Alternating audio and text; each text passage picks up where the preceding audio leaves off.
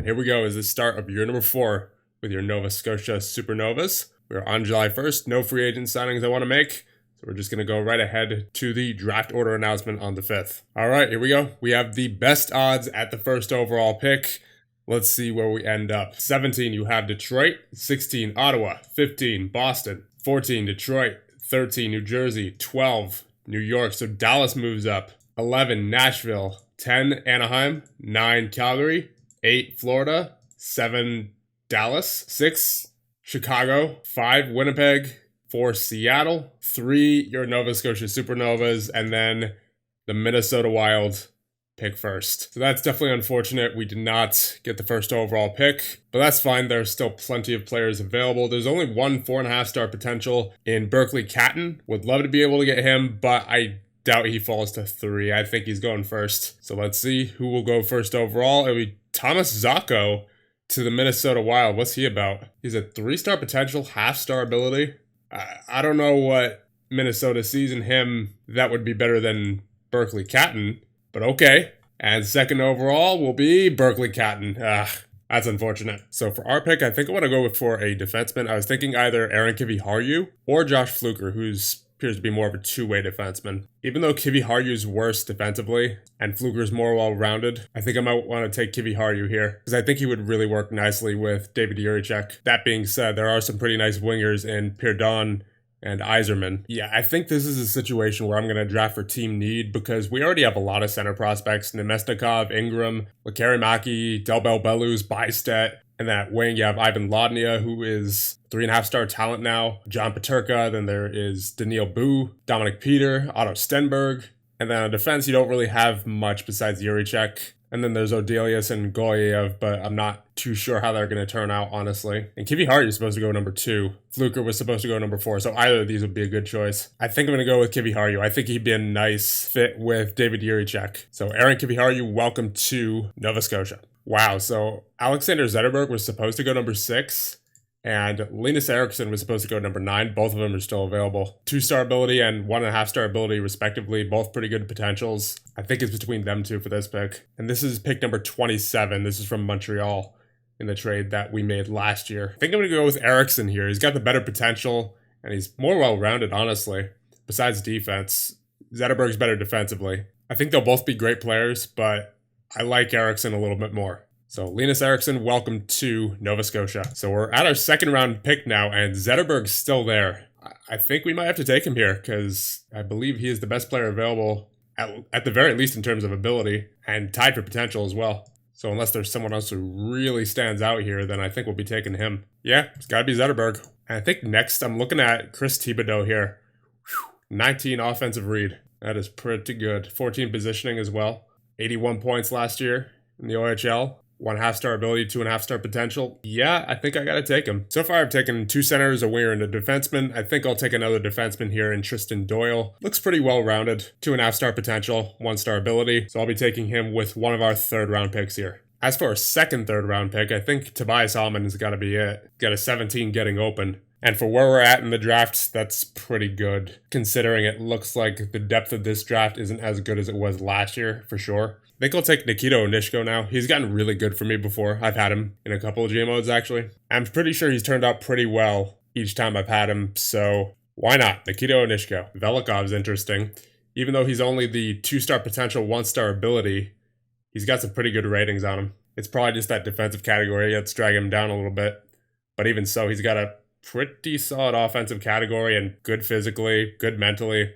Scored 39 points in the KHL last year. Yeah, I think he's the pick. I think now, just based off his potential, I'm going to take Marcus Lopenin. He's got the best potential of anyone left who's 18, because all these guys below him are 19, and I would prefer not to take a 19-year-old. So Lopenin, welcome to Nova Scotia. Yeah, unfortunately, this draft is looking much weaker than last year. I think I'll just go through the rest on my own here, because there's really not much left of note. And just inducted into the Hockey Hall of Fame are Henrik Lundqvist, Rod Brindamore, Alexander Mogilny, and Daniel Alfredson. Just got an interesting trade offer from Columbus here. You got Nikolai Makarov being offered for Brandon McNabb. McNabb's 33, 2-star ability, and we're being offered the 21-year-old Makarov, 3-star potential, 1-star ability. I wish he was a bit younger, but he does have a pretty solid defensive category for a 1-star ability. Yeah, I'm definitely taking this. So So we're here at the end of the preseason, and this is our roster, and it is looking like yet another rough year ahead for your Nova Scotia Supernovas. Currently on the injury list, you have Weber, of course, as his injury is perpetual. Then you have Ellis for the next 2 to 3 months, Pearson for 1 to 2 weeks, and Makarov for 1 to 2 months as well. As for our active roster, you have Swayman and Ivanov in goal. On defense, you have Lilligren, Graves, Fabro, Yurichek, Odelius, Goyev, and whatever that name is. That is 5 vowels in a row. I'm not even attempting to pronounce that. And at forward, you have Ladnia, Pajot, Corrali, Jaeger, Saad, Lowry, Moore, Peterka, Peter, Zetterberg, Nemestikov, Ingram, and Velikov. So Velikov and Zetterberg make it onto the team out of their draft year. There were a few prospects from this draft that I left unsigned, such as Kivi Haryu, Eriksson, and Thibodeau. I want them to get playing time in their respective leagues as opposed to the AHL, because I think with top line time with where they all are, I think that would do them a lot of good. Any players who I signed from this draft, such as Velikov or Zetterberg, were ones who I thought had a good chance at being good depth players right out of the gate, as opposed to the ones who I want to make sure turn out to be top 6 forwards or top 4 defensemen. But yeah, like I said, it's going to be another rough year ahead. It looks like for your Nova Scotia Supernovas, if the preseason is anything to base it off of. So I suppose it is just yet another growth year for this team. We're certainly getting there, though. We have Nemestikov on the roster now with 4.5-star potential, of course, 2-star ability. He should be here all year. Then you got Jaeger at 19, who's a 3-star ability already, 4-star potential. So things are certainly looking up. It's just going to take a while to get where we want to be. Like, I'd say at least another 2 or 3 years for this team before we're anywhere close to competitive. So that being said, let's get underway with year number 4. Ooh, but I just realized we are below the salary cap floor by quite a bit, actually. We're at 56 million currently. We need 4 million more at least. So as a result, I think we're going to have to go out to free agency and sign somebody. Well, I did find a trade. So if I can actually make this now, that would be great. We're going to be acquiring Marc-Edouard Vlasic and his $5.875 million contract for the next 2 years, as well as Nicholas Fascia. 2-star ability, 3-star potential, 19 years of age. Pretty good all around, honestly. Stick checking's at 18, good mentally, good physically. Unfortunately, we're not going to be able to play him until at least next year. But the point is, he's basically ready to play in the NHL as soon as he's able to. So I'd really like to get him on board, especially as a 19-year-old. We're going to be giving up Charlie Wright. He's 20 years old, only a half-star ability. He's got the 3-star potential, but obviously given the choice, I'll take the 2-star ability and 3-star potential over the half-star ability and 3-star potential. And plus, Wright's a year older than Fascia anyway. So I'll certainly take Fascia over Wright. And then there's Elias Nestor, also going the other way.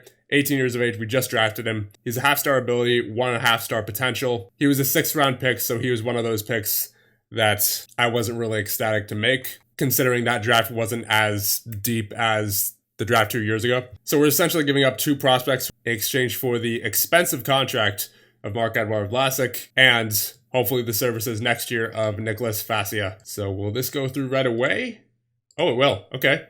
Perfect. So we don't have to go out to free agency to get to the league minimum. We are now at $62.3 million, and we get ourselves a solid young defenseman who hopefully will come in next year and fill in at least on the top 6, but we will see what he does this year in college. All right, so we're on January 19th. We currently sit 23rd in the league, 6 points behind the wild card, so it's still technically possible. However, unfortunately, one of the worst injuries we could have gotten just happened. Ivan Ladnia goes down with a detached retina for 2 to 3 months, so basically the rest of the season. He's our top point scorer with 36 points in 47 games played.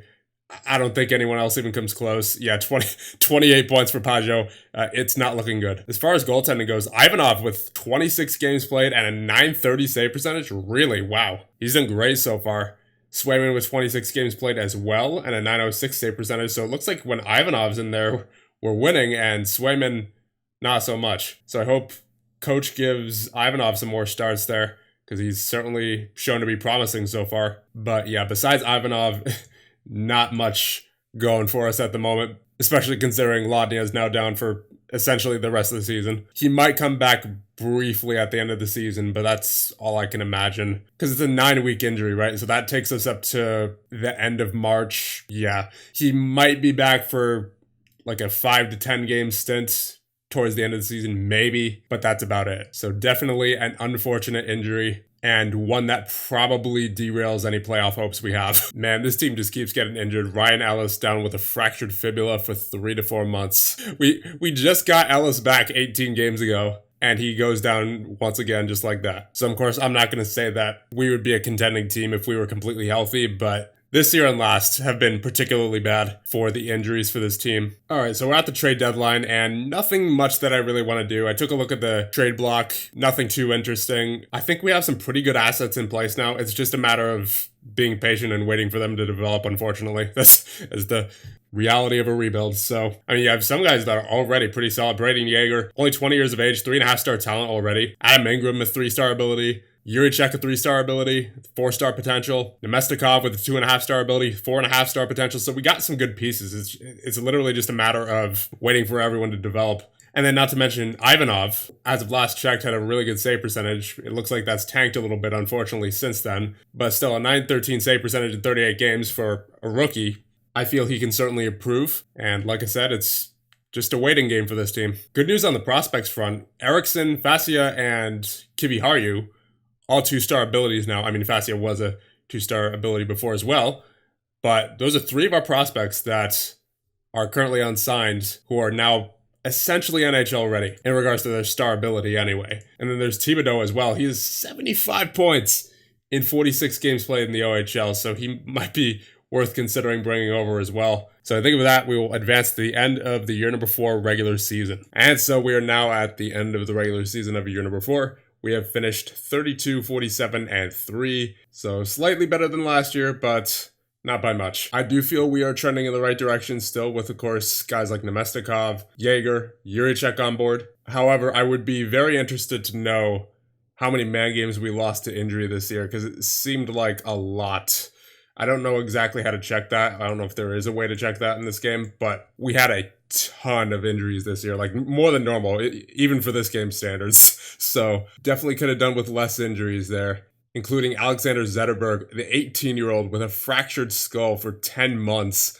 That is going well into next season. I mean, like I said earlier, I'm not sure how much of a difference it would have made if we were fully healthy. Probably not much, but the injury bug definitely bit us hard this year. So first a look at the stats for players on the injury list. You have Liljegren with 25 points, Lowry with 24, Zetterberg with 9, Ellis with 3 in 18 games, McDonald with 2 in 5 games. Shea Weber, of course, did not play. And on the active roster, you have Pajot with 52 points, led the way. He also led the way with 27 goals. Then you have Yeager with 49 points, 39 for Ingram, 38 for Yurichek, 36 for Lodnia, but in 49 games, we have one player who played all 82 games in JJ Peterka. And I mean, I would say at least half our roster played at least 67 games, but still the lineup was constantly changing. Anyway, getting back to player stats, you have Peterka with 35 points. Then you have Moore with 30, Pearson with 29, Peter with 29, 28 for Saad, 27 for Odelius, 26 for Nemesnikov in 67 games, Velikov with 22 and 39, 20 for Fabro in 68, 18 for Graves, 10 for Corrali, 9 for Vlasic, 8 for Walker, and the guy with 5 back-to-back vowels in his name with 4 points. Then in goal, you have Ivanov with a 914 save percentage and Swayman with an 897. So Ivanov definitely exceeded expectations this year. He's for sure going to get another look next year. As for Swayman, I'm not going to give up on him just yet, but he has had a rough past couple of years here, unfortunately. So we're going to see what he does next year. And presuming Ivanov can continue what he did this year, then Swayman might become trade bait at some point. Anyway, with that being done, we will advance up to the start of the offseason of year number 4. And the 1967 memes are over. The Toronto Maple Leafs have won the Stanley Cup, and in a sweep of the Winnipeg Jets nonetheless. Okay, so these are the players that will be released to free agency. You have Corrali, Walker, and 5 Vowels guy as the notables there. So I think with this being our 4th losing season in a row, even though we're pretty clearly in rebuild mode, I think it's time for a fresh face behind the bench. I think the guys could use a morale boost there. So I just got a trade offer from the Winnipeg Jets for Adam Lowry, who are looking to reacquire their former player. I mean, he's got a no-trade contract, and he didn't do too well last season, so I suppose I'm open to it. What about Spencer Sova here? What is he about? 1-star ability, 3-star potential. Not too favorable, but I suppose we're getting a no-trade contract off the team, so sure. Okay, Dominic Peter, named to the all-rookie team. So we didn't get any awards, but it's something. In years like this, you have to look for the silver linings, you know. And since it is now June 23rd, I believe it is time to sign Kiviharju, Fascia, and Linus Eriksson. Apparently I can't sign Kiviharju. Signing out possible. Okay, that scares me a little. At least we can sign Fascia. What about Eriksson? Okay, we can sign Eriksson. I guess I'll sign Hull as well. Thibodeau could probably be signed as well, to be honest. He has 103 points last year in 67 games with Kingston. Offensive rate of 20. I am wondering as to why I can't sign Kiviharju, though. Does his contract prevent him from doing so? That might be one of those signings that I just have to do later. It's not like I could do it now, so. And here we go. Here is our season summary. I'm expecting a complete sweep of no positive categories and all the negative categories. Okay, all right. We didn't finish last, and we did not have a win percentage lower than 400. So, meaning our total season score is 7. I mean, it's been worse before. We do have one available point, so I'm going to put that into negotiating. And with that, I think we'll end this off here. And the next one will hopefully have a better year number 5.